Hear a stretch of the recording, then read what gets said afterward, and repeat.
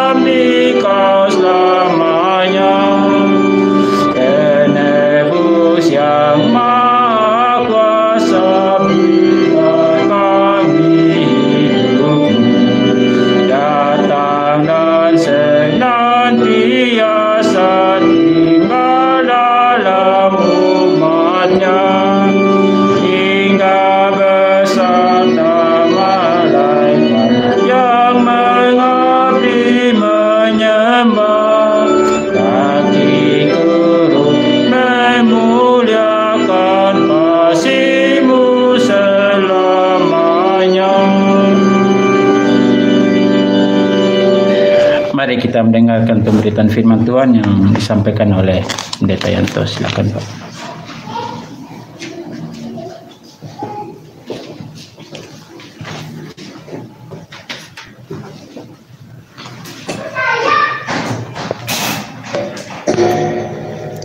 Mari kita berdoa. Bapa di surga, kami mengucap syukur Tuhan untuk sore hari ini. Kami berterima kasih untuk setiap penyertaan Tuhan, untuk setiap anugerah Tuhan kepada kami, terutama penyertaan Tuhan akan firman-Mu yang terus memimpin kami, terus mengarahkan kami, terus membimbing kami, menegur kesalahan kami, memperbaiki kelakuan kami, dan terus mendidik kami dalam kebenaran. Kami mengucap syukur atas semuanya, dan sekarang kami akan mendengarkan firman-Mu. Tenangkan kami, beri pencerahan, beri bijaksana, dan biarlah kami boleh memahami firman-Mu dan kami diberi kekuatan untuk melakukan firman Tuhan dalam kehidupan kami setiap hari. Terima kasih Tuhan, dalam nama Tuhan Yesus Kristus kami berdoa. Amin. Saudara, kita akan melanjutkan pembahasan eksposisi kitab Kejadian pasal yang pertama. Kejadian pasal yang pertama. Dan hari ini kita akan membahas ayat 9 sampai dengan ayat yang ke-12. Penciptaan hari yang ketiga. Saya akan membacakan. Berfirmanlah Allah, hendaklah segala air yang di bawah langit berkumpul pada satu tempat, sehingga kelihatan yang kering, dan jadilah demikian. Lalu Allah menamai yang kering itu darat, dan kumpulan air itu dinamainya laut. Allah melihat bahwa semuanya itu baik. Berfirmanlah Allah, hendaklah tanah menumbuhkan tunas-tunas muda, tumbuh-tumbuhan yang berbiji, segala jenis pohon buah-buahan yang menghasilkan buah yang berbiji, supaya ada tumbuh-tumbuhan di bumi. Dan jadilah demikian. Tanah itu menumbuhkan tunas-tunas muda, segala jenis tumbuh-tumbuhan yang berbiji, dan segala jenis pohon-pohonan yang menghasilkan buah yang berbiji. Allah melihat bahwa semuanya itu baik. Ayat yang ke-13, jadilah petang dan jadilah pagi, itulah hari ketiga. Nah, saudara-saudara, di dalam penciptaan hari ketiga ini Tuhan memisahkan antara lautan dan daratan, ya. Tuhan menciptakan daratan, ya. Jadi daratan ditaruh di satu tempat dan lautan itu di satu tempat, ya. Lautan sudah ada. Nah, sekarang Tuhan menciptakan daratan dan daratan itu dipisah daripada lautan.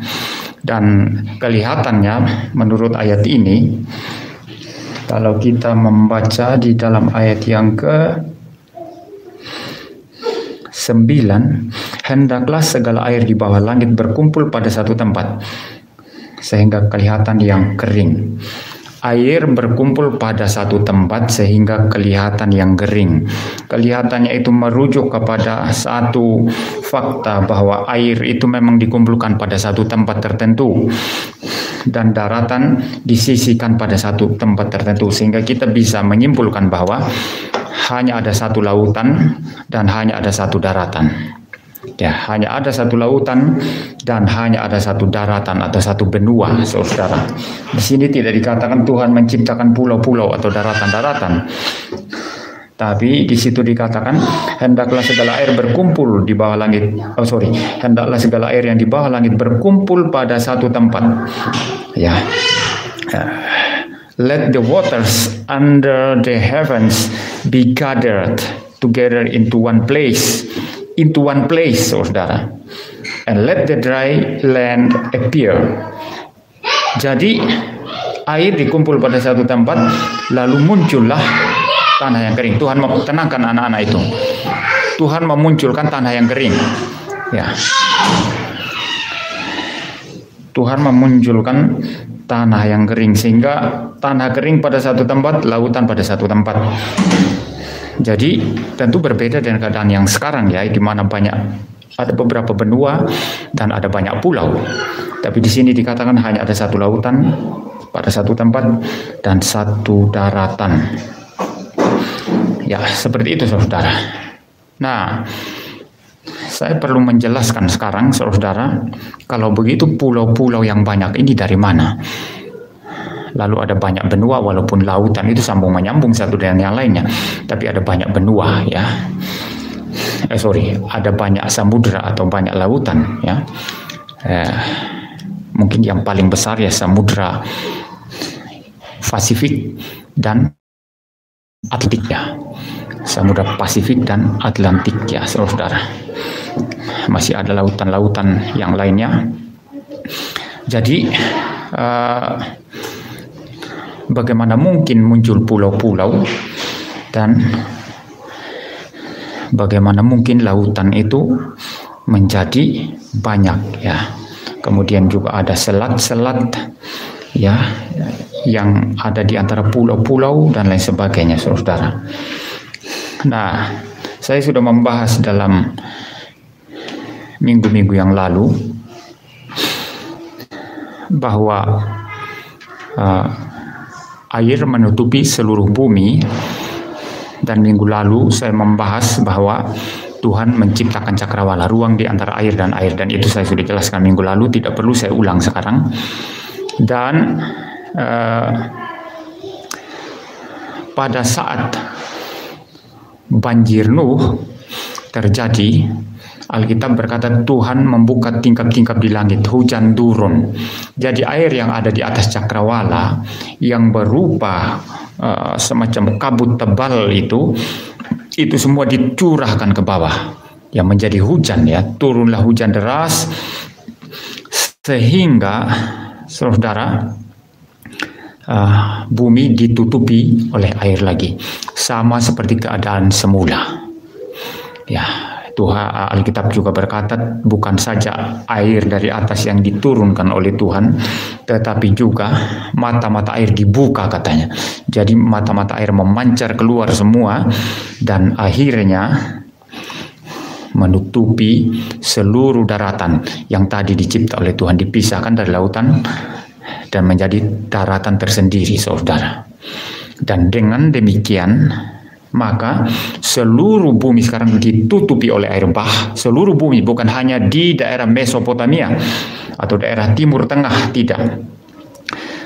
Seluruh bumi ditutupi oleh air, sama persis keadaannya pada saat Kejadian 1 ayat yang kedua, di mana samudra raya menutupi seluruh bumi, ya, dan roh Allah melayang-layang di atas permukaan air. Nah, ini air bah yang terjadi. Nah, waktu air bah itu menjadi kering, saudara, kita tidak tahu prosesnya seperti apa, tapi keringnya itu dan munculnya pulau-pulau daratan seperti yang kita kenal sekarang ini tentu tidak lepas daripada kekuasaan Tuhan. Ya, bahkan Tuhanlah yang menciptakan pulau-pulau.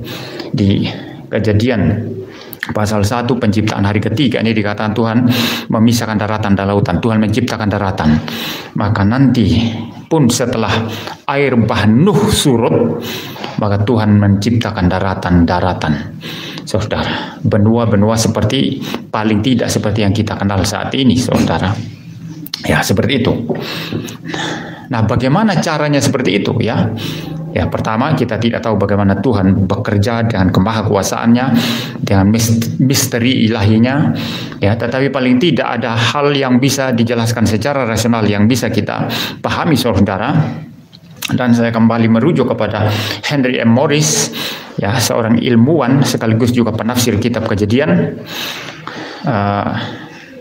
dengan satu buku yang sangat-sangat bagus, ya, yang saya rekomendasikan kepada saudara, yaitu The Genesis Records, ya.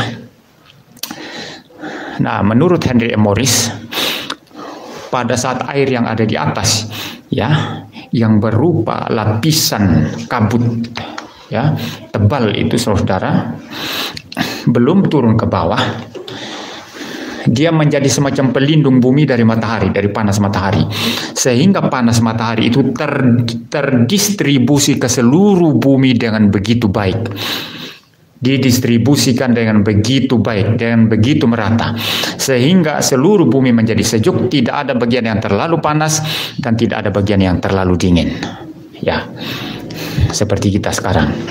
Jadi panas matahari itu didistribusikan secara merata oleh uap, oleh kabut tebal tadi, ya, yang disebut oleh siapa, Morris, sebagai apa, saya katakan apa itu minggu lalu,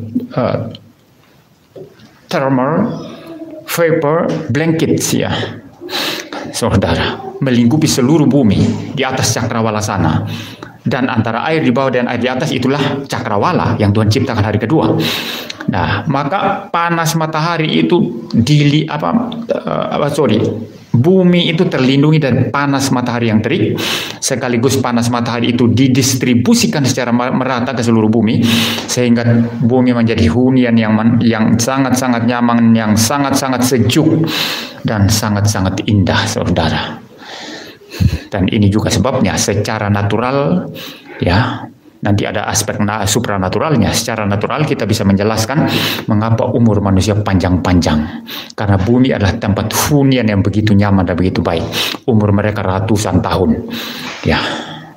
Seperti itu. Dan aspek supranaturalnya memang firman Tuhan berkata, rohku tidak akan lama lagi tinggal bersama manusia. Artinya roh kehidupan yang Tuhan berikan kepada kita, ya, kekuatan roh yang Tuhan berikan kepada kita tidak akan lama, ya, sehingga umur manusia menjadi lebih pendek dan didukung oleh keadaan alamnya yang memang sudah tidak kondusif lagi untuk tempat hunian yang nyaman, saudara. Nah, ini penjelasannya, ya. Nah, ketika air bah Nuh itu menutupi seluruh bumi, lalu kemudian mengering. Bagaimana cara mengeringnya? Saudara perhatikan, bumi sekarang keadaannya tidak seperti dulu lagi. Sekarang ada bagian yang lebih panas, daerah Khatulistiwa yang menjadi daerah dalam pengertian relatif, ya, dalam pengertian relatif yang menjadi daerah tempat peredaran matahari, itu Khatulistiwa, menjadi panas seperti kita Indonesia ini panas, ya. Apalagi di Pontianak katanya itu dilalui garis Katulistiwa. Pontianak panas katanya, panas sekali di sana. Ya, dan daerah yang jauh dari Katulistiwa yaitu kutub menjadi dingin. Ya, karena panas matahari tidak bisa didistribusikan secara merata. Jadi ada tempat yang panas di daerah Katulistiwa dan ada tempat yang dingin sekali di daerah kutub, saudara. Seperti itu. Maka kutub otomatis muncul es, saudara. Jadi es di sana karena dingin, ya tidak mendapat panas matahari dengan baik. Ya, jauh dari daerah Katulistiwa, kutub utara, kutub selatan menjadi es, membeku, dan daerah Katulistiwa menjadi panas. Ya, Belanda, tempat saya kuliah 1 tahun, bawa anak istri ke sana, itu daerah dingin. Ya, tapi dengan adanya pemanasan global lama-lama pas musim panas juga, ya. Dan orang Belanda pun tidak tahan panasnya, saudara. Tapi pas musim dingin menjadi sangat dingin. Kita keluar naik sepeda pancal gitu ya, saudara, pakai sapu tangan, kaos tangan, ya, kaos tangan tebal sudah dilapis, keluar naik sepeda tetap tembus, dan tangan kita seperti masuk freezer, seperti pegang es balok, saudara. Pulang mesti putar keran air panas. Untung di sana semua diatur serba enak, ya. Jadi ada keran air biasa yang bisa langsung minum, tidak pakai beli aqua di sana, saudara. Langsung putar keran, kita minum air keran. Ya, lalu ada setelannya untuk muncul air panas, ya. Jadi kita buat agak panas sedikit, lalu cuci tangan supaya tangan tidak membeku, saudara. Oh, dingin, saudara. Nah, mengapa Belanda dingin? Dia dekat dengan kutub utara, saudara. Apalagi Norwegia, di daerah tertentu Norwegia itu katanya setengah tahun itu tidak lihat matahari. Setengah tahun tidak lihat matahari, saudara. Ya, tapi ada teknologi baru yang merupakan satu kreasi dari manusia. Dibuat cermin raksasa yang ditaruh di tempat tinggi untuk memantulkan cahaya matahari, sehingga cahaya matahari itu terpantul ke daerah yang gelap di Norwegia, saudara. Nah, mengapa dingin tempat-tempat itu dan mengapa lama gelapnya? Ya, karena apa? Daerah kutub, saudara, jauh dari garis Katulistiwa. Nah, kalau matahari dia peredarannya itu mendekati yang selatan, ya, dia lebih ke arah selatan, maka yang utara musim dingin. Kalau matahari agak ke utara peredarannya, maka yang selatan musim dingin. Ini logikanya, saudara. Sesuatu yang sebetulnya tidak sulit dijelaskan secara ilmiah, ya. Kenapa? Akibat dari apa ini? Thermal vapor blankets tadi, selimut uap panas, ya, uap hangat, ya, uap yang hangat, ya. Sebagaimana dikatakan Henry M. Morris, itu sudah tidak ada lagi, sudah turun berupa hujan dan menjadi air bah pada saat zaman Nuh, saudara.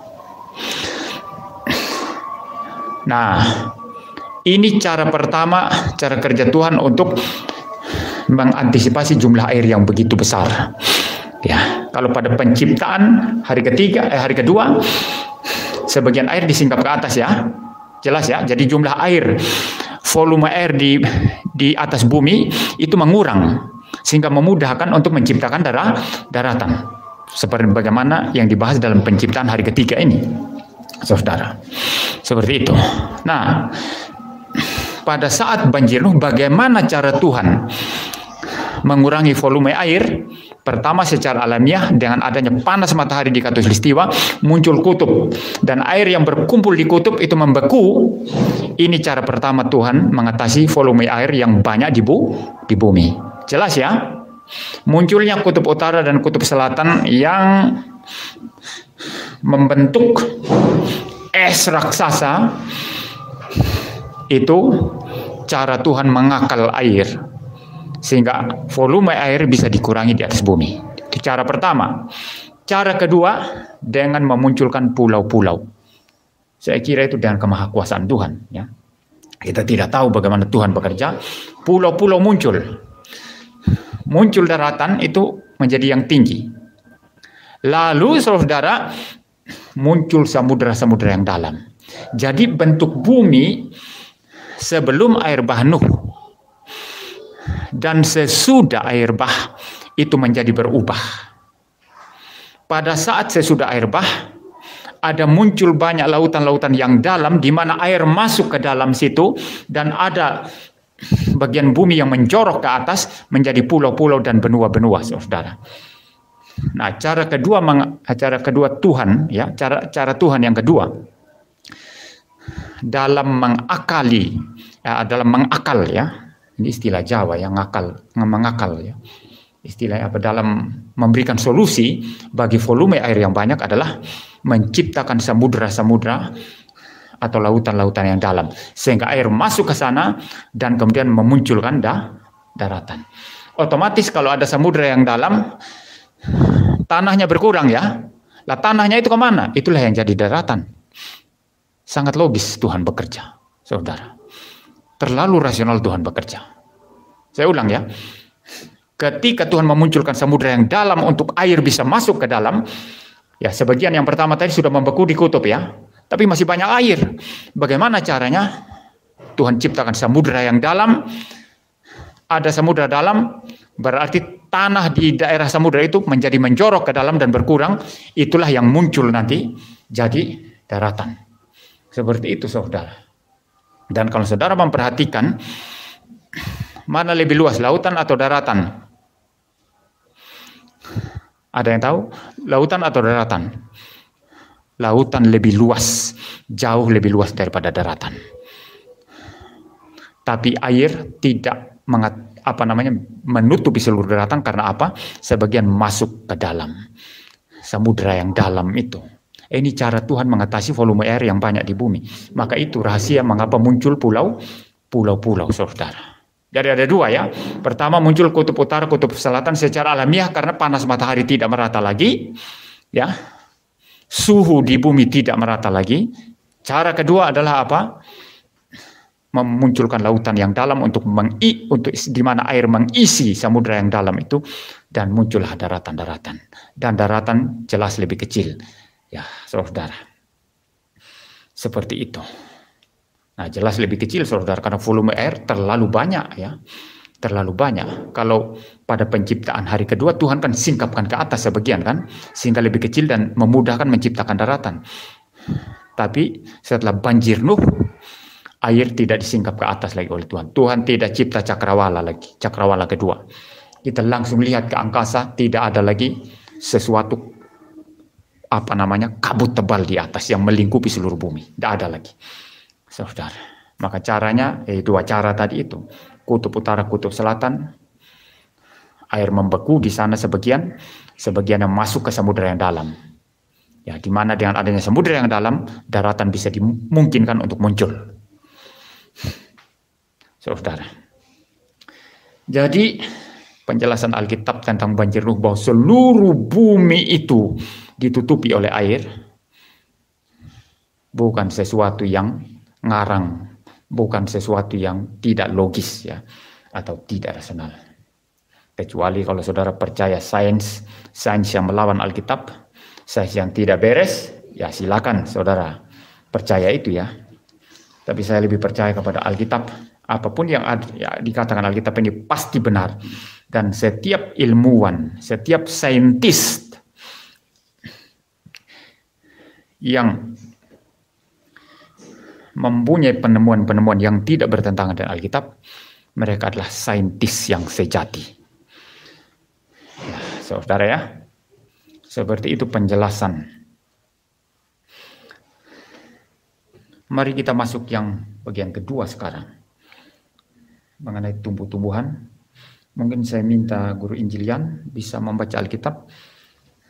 Mungkin berdiri agak ke depan, Pak, biar suaranya bisa terdengar, ya, agak ke depan. Dan suara yang keras sekali.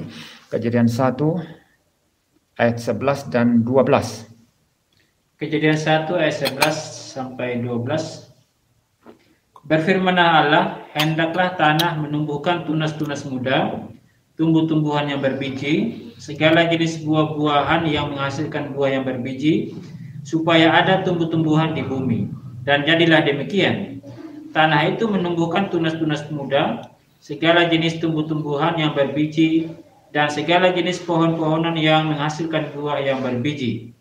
Allah melihat bahwa semuanya itu baik, jadilah petang dan jadilah pagi, itulah hari ketiga. Ya. Hendaklah tanah menumbuhkan tunas-tunas muda, tumbuhan yang berbiji, segala jenis pohon buah-buahan yang menghasilkan buah yang berbiji, supaya ada tumbuh-tumbuhan di bumi. Tuhan bukan sekedar tumbuhkan tumbuh-tumbuhan, bukan sekedar ciptakan daratan, tapi sekaligus Tuhan menumbuhkan tumbuh-tumbuhan. Ini cara Tuhan menciptakan wadah yang dipersiapkan untuk hari ke-6 nanti. Kalau hari pertama dipersiapkan untuk hari keempat. Ada terang, ada benda-benda pembawa terang. Hari kedua ada cakrawala, dipersiapkan untuk hari kelima. Yang berenang di bawah air, di bawah cakrawala, dan yang terbang di cakrawala dengan bebas, yaitu burung-burung di udara. Jadi ada ikan-ikan yang berenang di air dan burung-burung di udara. Jadi hari kedua dipersiapkan untuk hari kelima. Dan hari ketiga, di mana Tuhan cipta daratan sekaligus tumbuh-tumbuhan, Tuhan persiapkan untuk hari ke-6, di mana nanti binatang-binatang darat bisa ada di darat dan bisa hidup dari tumbuh-tumbuhan, dan manusia juga bisa tinggal di darat, ada pohonnya, ada tamannya. Puji Tuhan, Tuhan menambahkan bonus taman Eden yang begitu indah, saudara. Tapi dalam keindahan yang sedemikian rupa karya Tuhan, di mana mereka boleh bersekutu dengan Tuhan, anugerah Tuhan melimpah, manusia toh tetap jatuh dalam dosa. Ya, saudara. Tapi kita tidak bicara itu hari ini ya, saudara ya. Jadi hari ketiga Tuhan tidak hanya ciptakan daratan. Kadang-kadang kalau saudara mengajar sekolah minggu, hari pertama Tuhan cipta apa? Terang. Tapi lupa bahwa pada hari pertama itu Tuhan sudah menciptakan langit dan bumi. Langit mewakili apa? Pada mulanya Allah menciptakan langit dan bumi. Langit mewakili apa? Khotbah saya yang dulu itu mewakili makhluk-makhluk rohaniah. Ya. Itu kalau pengakuan iman Nisea Konstantinopel itu mengatakan yang makhluk yang kelihatan dan tidak kelihatan. Bumi mewakili yang material ya. Yang kelihatan ini, saudara. Jadi itu hari pertama, saudara. Satu set hari pertama. Hari kedua Tuhan cipta cakrawala. Hari ketiga Tuhan ciptakan daratan dan tumbuh-tumbuhan. Satu set. Bukan hanya daratan saja. Ya, kadang-kadang sering hari pertama terang. Hari kedua cakrawala. Ketiga daratan. Salah. Langit dan bumi sudah dicipta hari pertama. Juga terang. Hari kedua cakrawala. Hari ketiga daratan dan tumbuh-tumbuhan, dan seterusnya. Ya. Nah, saudara, dikatakan di sana tumbuh-tumbuhan itu diciptakan menurut jenisnya. Jadi ada jenisnya masing-masing, tidak campur baur, tidak bingung satu dengan yang lain, membingungkan satu dengan yang lain. Dalam bahasa Inggris itu tidak confuse ya. Mangga ya mangga, padi ya padi. Padi bukan mangga, mangga bukan padi. Sekali lagi, hukum logika Tuhan tegakkan melalui penciptaan tumbuh-tumbuhan. Sama seperti ketika Tuhan memisahkan lautan dan daratan, di situ sekali lagi hukum logika Tuhan tegakkan. Lautan bukan daratan, daratan bukan lautan. Kalau orang gila mengatakan lautan sama saja dengan daratan, daratan sama saja dengan lautan, maka dia pergi lompat ke lautan atau ke air yang dalam, dia tenggelam, dia mati di sana. Itu orang gila, saudara. Ya, kalau kita manusia yang waras tidak demikian. Kita membedakan dengan jelas mana lautan, mana daratan. Demikian juga penciptaan hari pertama. Ya. Tuhan cipta terang, dipisah dari gelap. Ada terang, ada gelap. Gelap bukan terang, terang bukan gelap. Ini antitesis yang Tuhan berikan kepada kita supaya logika kita ini bisa menjadi hidup. Logika adalah membedakan yang masuk golongan A dengan yang non A. Kalau babi adalah binatang, maka babi tidak mungkin pada saat yang sama, pengertian yang sama, relasi yang sama adalah tumbuh-tumbuhan. Ini hukum logika, saudara. Dan hukum logika ini adalah hukumnya Tuhan. Karena Allah itu rasional. Hukum logika bukan penemuan manusia. bukan diciptakan oleh manusia maksud saya. Ya. Bukan ciptaan Aristoteles, saudara. Hukum logika Tuhan yang berikan kepada kita sebagai makhluk rasional yang dicipta menurut gambar dan rupa Tuhan Allah. Ada air di atas, ada air di bawah. Air di atas bukan air di bawah bukan air di atas. Ada antitesis lagi di sini, saudara. Ini cara kerja Tuhan ya. Nah, dalam penciptaan tumbuh-tumbuhan sama. Menurut jenisnya. Kalau begitu apa? Mangga bukan padi, padi bukan mangga. Apel bukan jeruk, jeruk bukan apel, saudara. Nanti ketika Tuhan menciptakan manusia, sekali lagi antitesis di sana. Laki-laki dan perempuan. Laki-laki bukan perempuan, perempuan bukan laki-laki. Ini adalah sesuatu antitesis yang sangat indah sekali. Bukan saja sekedar untuk membangkitkan logika kita, tapi menjadikan relasi antara laki-laki dan perempuan nanti menjadi satu relasi yang hidup, yang indah. Karena antara makhluk yang satu yang unik, yang namanya laki-laki, dan makhluk yang satu yang unik, yang namanya perempuan, saling melengkapi, saling memenuhi satu dengan yang lainnya. Saling bersekutu, saudara. Ini keindahan-keindahan yang Tuhan berikan di dalam ciptaannya. Maka siapa yang melanggar order of creation, ini dia memberontak terhadap Tuhan dan dosanya sangat besar. Itu sebabnya homoseksual sama sekali dikutuk oleh Alkitab. Itu sebabnya laki-laki, dia laki-laki, kelaminnya laki-laki, punya apa namanya jakun, ya, buah dadanya nggak ada. Dia adalah laki-laki, pinggulnya kecil, tapi pakai pupur, pakai bibir merah, lalu lenggak-lenggok, saudara. Itu gay, homo, ya, banci. Tuhan kutuk. Di dalam Alkitab itu semua dikutuk, saudara. Itu melawan order of creation.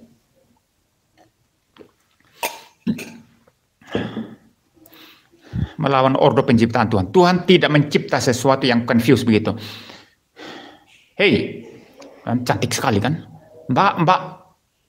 Iya mas, ternyata suaranya besar ya.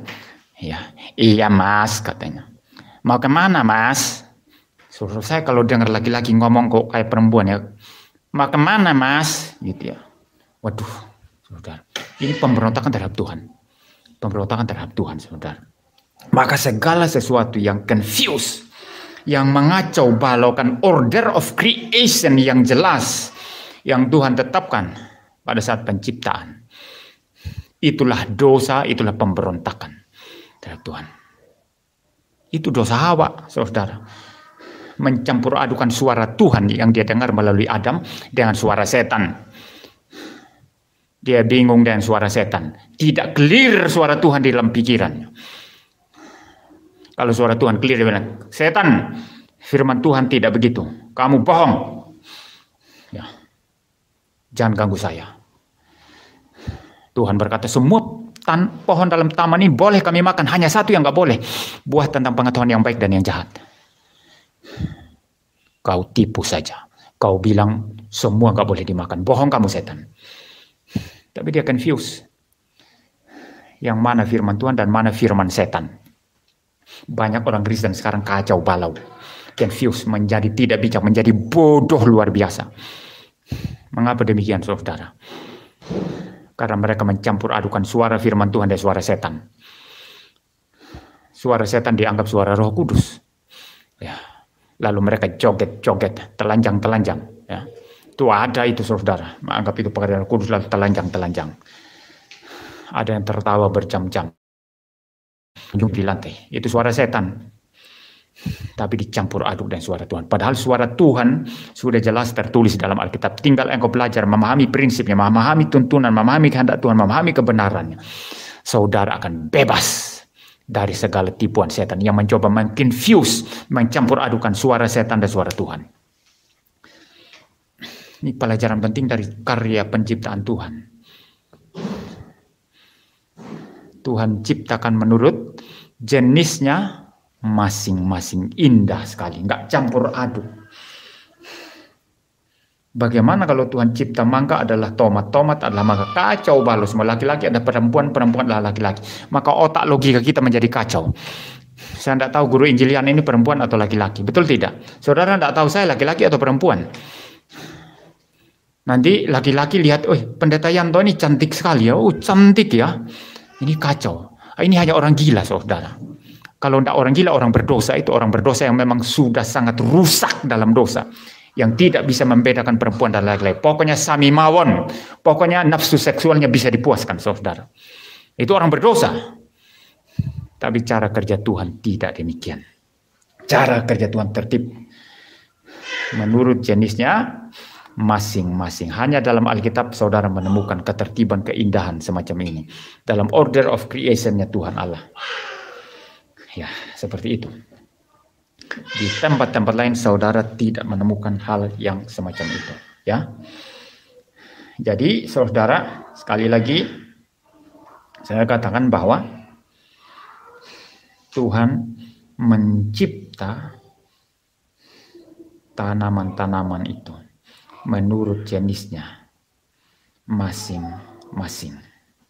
Dan itulah nanti dipersiapkan untuk hewan di darat dan manusia boleh tinggal, boleh menikmati dengan sangat-sangat baik dan sangat-sangat nyaman. Nah sekarang bagian yang terakhir, saya akan menjelaskan pertanyaan yang sering mendiskreditkan Alkitab. Tuhannya Kristen, Tuhannya Alkitab ini kacau katanya. Mengapa kacau?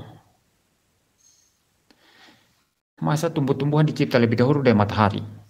Ya. Ini pertanyaan orang yang kira pintar ya, padahal bodohnya nggak ketulungan. Tuhan kok cipta tumbuhan hari ketiga, lalu matahari hari keempat. Mestinya kan ciptakan matahari dulu, baru tumbuh-tumbuhan.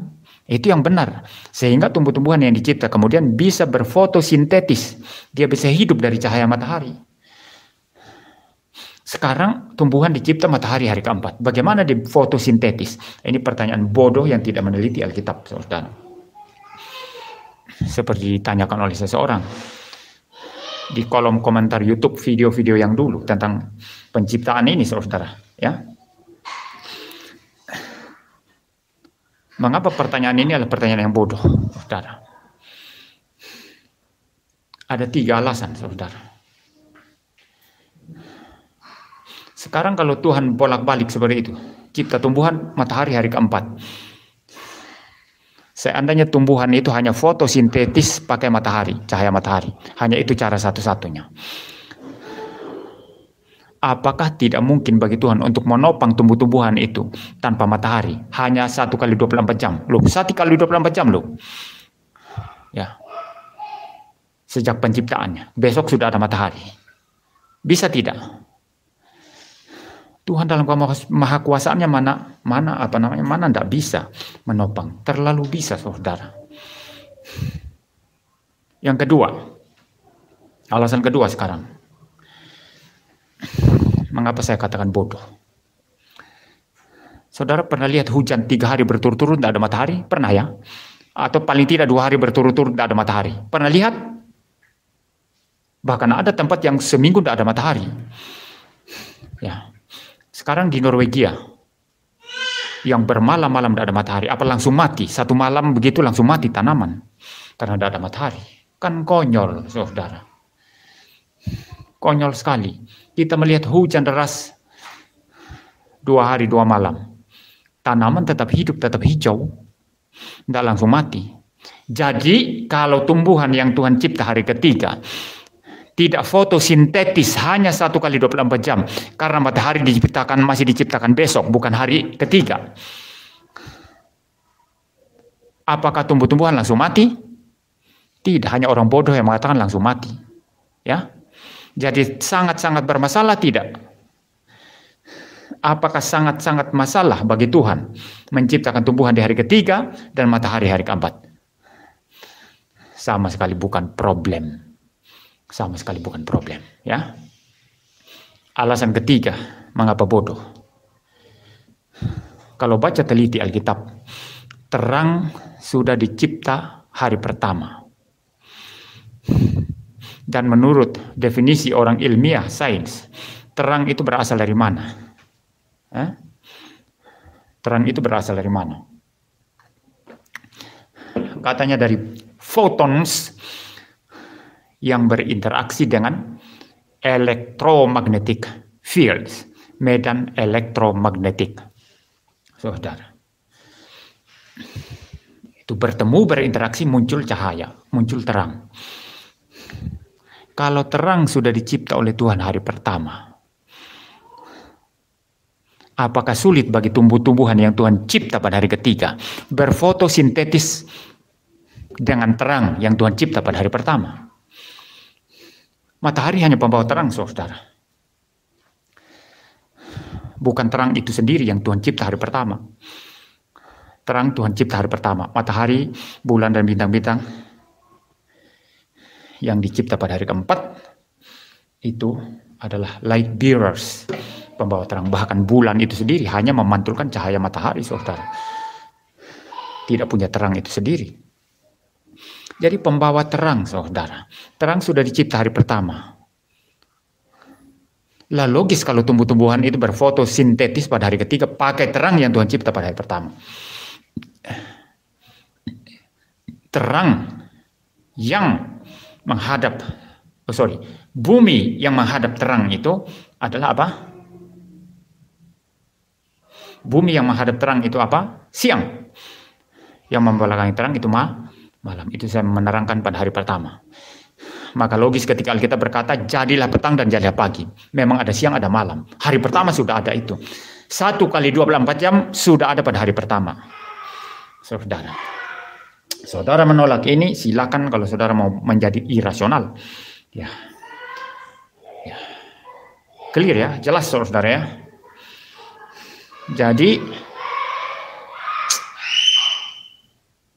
Jadi tumbuh-tumbuhan Tuhan cipta pada hari ketiga dan matahari baru pada hari keempat tidak salah. Karena terang sudah dicipta pada hari pertama. Seandainya pun kalau hanya bisa berfotosintetis dengan matahari saja dan tidak bisa dengan terang pada hari pertama yang dicipta pada hari pertama, tumbuh-tumbuhan tetap bisa hidup. Toh hanya tidak dapat cahaya matahari 1 kali 24 jam. Kita lihat sekarang apa?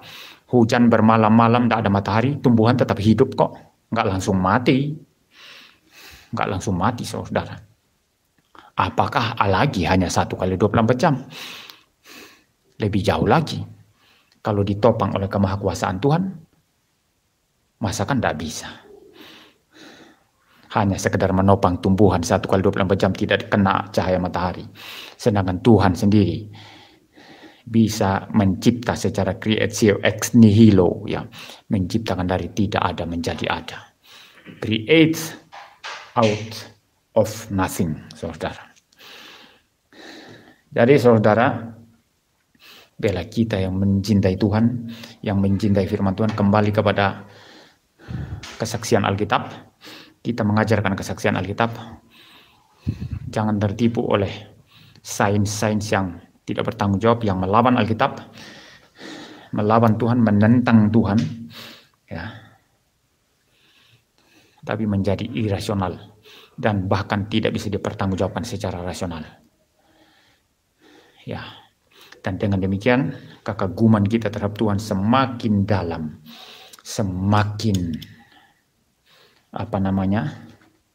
besar, dan kita boleh menjadi terang, menjalankan kehendak Tuhan di atas muka bumi ini, dan kita terus mengabarkan Injil, memberitakan firman-Nya. Ya, banyak orang Kristen itu minder ketika melihat sains yang begitu maju yang melawan Alkitab, lalu tidak berani memberitakan kebenaran firman Tuhan. Takut sama orang ateis. Saya lihat itu di Eropa. Ya. Orang Eropa takut sama orang ateis. Tidak PI sama orang ateis. Tidak berdebat sama orang ateis. Saya heran. Mereka minder dan para saintis. Mereka minder dengan Richard Dawkins, saudara. Padahal Richard Dawkins itu pernah ditertawakan oleh Ravi Zacharias. Dan saya kira dia sangat dipermalukan. Itu sebab dia jengkel sekali sama Ravi Zacharias. Dan sekarang orang ateis memanfaatkan kejatuhan Ravi Zacharias untuk menyerang kekristenan, saudara. Dalam satu siaran radio, di mana Richard Dawkins itu berdebat dengan seorang uskup, dan uskup ini cukup pintar, ya, tenangkan anak itu, ya. Uskup ini cukup cerdas, ya. Kalau saya tidak berkata sangat cerdas. Dawkins dalam debat itu berkata apa? Semua orang Kristen bodoh-bodoh semua, katanya. Orang Kristen ini bodoh semua, ya, sangat-sangat bodoh, ya. Bahkan menyebut kitab-kitab Injil saja tidak bisa mereka, ya. Menyebut tenangkan anak itu, keluar dulu, ya. Bahkan menyebut kitab-kitab Injil saja tidak bisa. Bodoh sekali itu orang Kristen, katanya. Nah, uskup yang cerdas ini mengatakan, oh betul ya, oh, gitu ya. Kau bilang orang Kristen bodoh-bodoh, bahkan menyebut kitab-kitab Alkitab pun, kitab Injil pun tidak bisa. Kamu tentu berpatokan terhadap karya Dawkins, karya Darwin, kan? Ya. Lalu bertanya, can you mention the full title of Darwin's book? Tell me, what is the full title of the book? Buku apa maksudnya ini? Buku Origin of the Species, saudara. Tapi ada judul panjangnya itu. Kita hanya sering kenal Origin of the Species. Origin of Species, ya. Karya Darwin itu, yang akhirnya nanti kesimpulannya manusia memang ada hubungan dengan monyet, begitu. Nggak bisa dia bilang. Kaget dia dapat pertanyaan itu dari uskup. Dawkins bilang apa? Oh my God. Dia bilang, oh my God. Dawkins percaya Tuhan? Tidak. Enggak. Kenapa dia panggil Tuhan? Itulah jeritan hati terdalam dari manusia. Sebetulnya panggil Tuhan karena Tuhan memang ada. Manusia butuh Tuhan. Tapi dia menindas kebenaran itu dengan kelaliman. Itulah orang ateis. Dan Ravi Zacharias mengutip kejadian ini dalam khotbah-khotbahnya. Saya kira Dawkins mendengar itu dan dia sangat-sangat dipermalukan. You apa? Kalau kau ateis, Tuhan tidak ada. Untuk apa? Oh my God. Oh my God. Oh my God, untuk apa? Ketika kau mengatakan oh my God, itu hanya membuktikan kamu bodoh luar biasa. Menolak Tuhan yang memang ada. Ya. Saudara. Jadi banyak orang Kristen minder, ya. Banyak orang, bagus kalau seperti uskup ini berani debat, ya. Tapi banyak orang di Eropa tidak berani. Maka teman saya dari Madagaskar bilang begini. Mengapa orang-orang Eropa ini tidak berani PI di sini? Tidak berani apologetika di sini, berdebat di sini. Karena mereka melihat ateis itu raksasa. Lalu mereka pergi ke Brasil, Amerika Latin, pergi ke Afrika di daerah saya, katanya, pergi ke Asia daerahmu, lalu bangun misi di sana. Karena mereka lihat lebih gampang untuk bermisi di tempat kita. Yang masih percaya eksistensi itu Tuhan. Seperti itu, saudara. Tapi salah, tidak usah takut, saudara. Semoga khotbah eksposisi kejadian menguatkan iman kita untuk melawan ateisme, saudara. Melawan orang-orang yang melawan Tuhan. Biarlah kita pulang dan berkat Tuhan ini, dan kita boleh berperang di tengah-tengah dunia yang rusak oleh dosa. Mari kita berdoa.